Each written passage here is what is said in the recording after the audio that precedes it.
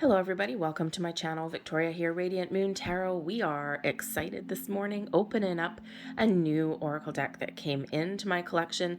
This arrived last night and I showed a lot of restraint and waited until this morning when I had time to actually open it properly with a cup of coffee.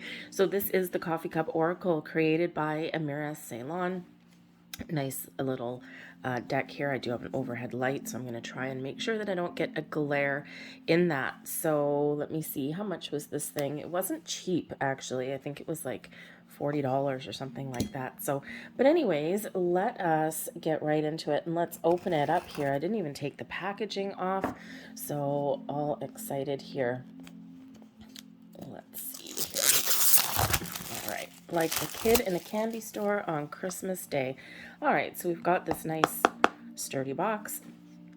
What do we have on the sides? Nothing much on the sides. 44 card deck, which is good.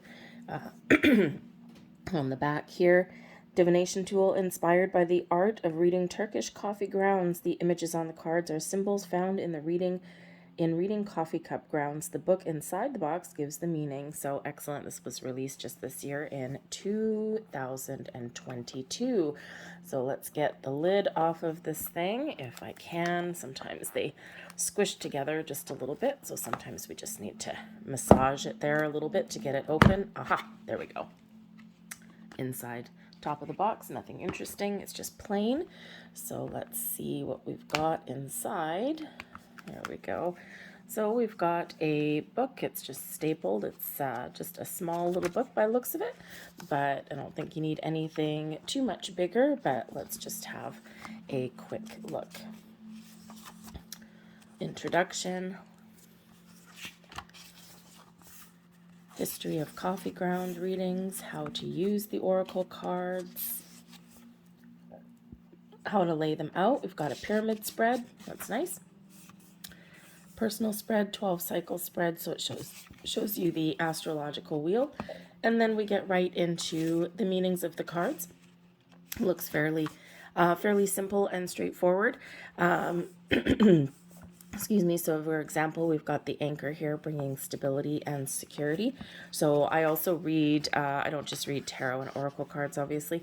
I also read Lenormand and Kipper and gypsy cards and some other interesting things. So these actually kind of remind me of those. A simple image on the card, and then you've got the meanings for them, and those meanings kind of fluctuate a little bit depending on what kind of reading that you're doing, right? So your dog here, loyalty and determination, your faithful friend, your loyal companion, that kind of thing.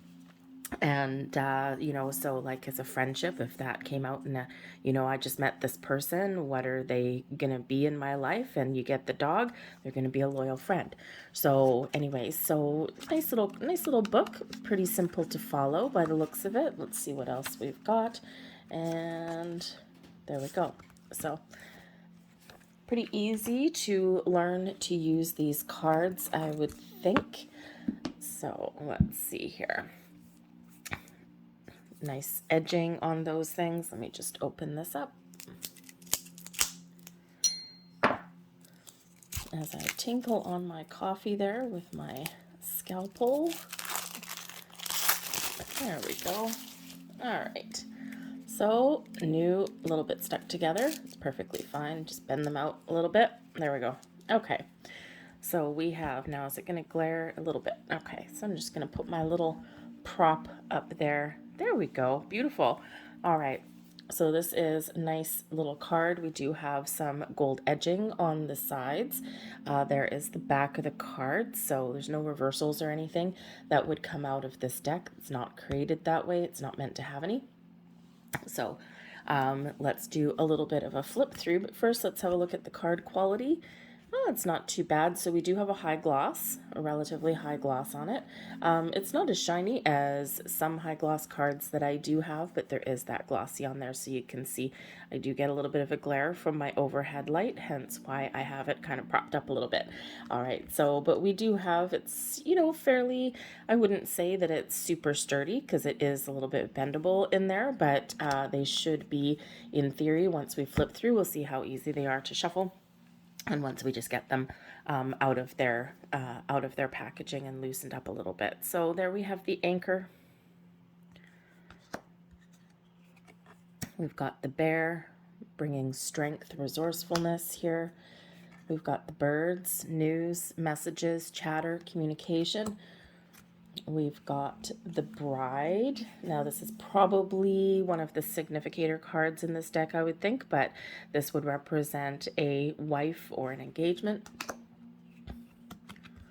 So you do have the keywords on here, so pretty easy if you're not, if you're new to Oracle cards, or if you want to do some readings for yourself, you can really get the gist of the cards. It's just right on there, just very simple keywords.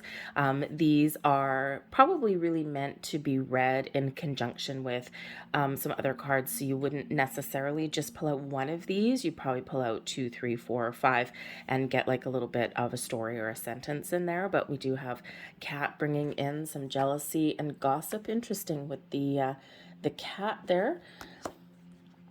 Coins, luck and money, one of everybody's favorite cards. Okay, the crown, success, pride. Here's our loyal dog again. He's a cute little puppy dog, actually. I have a little affinity for dogs. Well, anything with 4 legs and fur, really. Dolphins, playfulness, cooperation. The dove, bringing peace and serenity. Envelope usually brings in some surprises, some news, some communication. We also have unfolding in there as a meaning for that. We've got the eye, which is bringing envy and protection. Interesting scope there with that one. The fish. Fish, another favorite of people, especially if you read Lenormand. The meaning is very similar here. Luck, abundance, a really good card. Okay, do have the flowers, again, quite similar. We do have sweetness. We've got romance, so great card to get. The gate representing your home and opportunities. The gazelle, change and purity. Interesting. Probably a little bit of speed as well. We've got the groom. There we go. We've got husband or marriage. So the bride and the groom would be your 2 significators. If you're reading for yourself or somebody else, you would choose that or leave it without an intention set for it. But they can also represent, as you're reading, it doesn't have to be, especially if you're single, right? You're like, well, I don't have a groom, or I don't have a bride. You would just use one of those cards as your significator, and then the other card would be either an important person in your life or someone that you have not yet met. Then we have the heart with love and new love. The horse, freedom and action. House, relocation and home. The key locks and unlocks things, kind of depends on what your question is or what cards are around it. Lion, bringing you strength and success, beautiful. The moon, cycles and change. We've got Mighty Moose over here, and he brings acceptance and a little eccentricity. The mountain, challenges and achievements, right? The challenge is faced with the mountain and the achievement is overcoming it. Again, you would see what cards are around it to see what interpretation that would be. We've got the ocean, distance, journey. Got the old woman, sadness, and a female. So just be a female in your life, possibly an older woman. Same thing with the old man, inheritance, or an older male. That's actually getting a little bit of a Kipper influence on that. We've got peacock, pregnancy, wealth. Again, you would look at the cards around that. Pregnancy can also just be the birth of something new, right? Or something new coming into your world. We've got the pearl, hidden and gem. The rabbit, pregnancy and fears. Oh, interesting. I'll have to look at the book and see what the differences are there. Scales of justice and documents. Scarab, bringing nourishment and transformation. The shark, survival and power. Very nice. The ship, directions, a journey. Probably come up with some travel right? So travel or relocating maybe could come up with there too. We've got the snake bringing in desire and attraction. Teeth. That's a kind of weird one. I can honestly say I do not have any other decks that feature a tooth. So anyway, so this is a first. So we've got teeth, control, and change. The tree bringing in stability and growth into your world. We've got the triangle, choices and indecision. The turtle slows things down a little bit and brings in some protection. The whale, wisdom keeper. The wheel bringing in endings, new beginnings, very similar to the Wheel of Fortune, right? Remember, bringing us a reminder about the ebb and the flow of life and the cycles up and down. The witch brings some magic or a curse. Again, it would depend on the question and the cards around you. And we have the wolf bringing in some cunning and some stealth. Okay, so let's have a look. So that is the cards. And let's just have a look right here and see how they shuffle. Very nice, actually. They're not sticking together. They're pretty easy to shuffle. As far as the size goes, it's palm of my hand, obviously, and so they do fit nicely in the palm of my hand. So even if you have small hands, I think you could still have a easy time shuffling these. I don't usually riffle shuffle my cards. However, I do sometimes the very first time out of the box. So if I was to just to try and do those there, a little bit tricky to do that just because they're round. So I do have a pressure point on one side. So anyways, so not that great, but you probably figure it out. Like I said, I'm usually an overhand shuffler. I'll usually do the riffle shuffle like one time, and that's about it, because I do not like to bend my cards and I don't like to get wear on them. So I have cards that are about 15 years old and they look brand new. So anyways, so this does shuffle quite nicely. If I was to randomly pick out a card, let's say, what do I need to know most for my day ahead?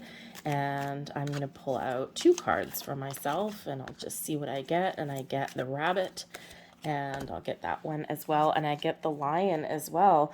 Okay, so there may be some fears that I need to power through with the lion, right? So the rabbit can represent some underlying fear about something, and then that lion gives me the strength and determination and the courage that I need to be successful at overcoming my fears. The rabbit can also represent that maybe I am have some new ideas or something. Pregnancy, right, is that fertile energy. I am definitely not pregnant.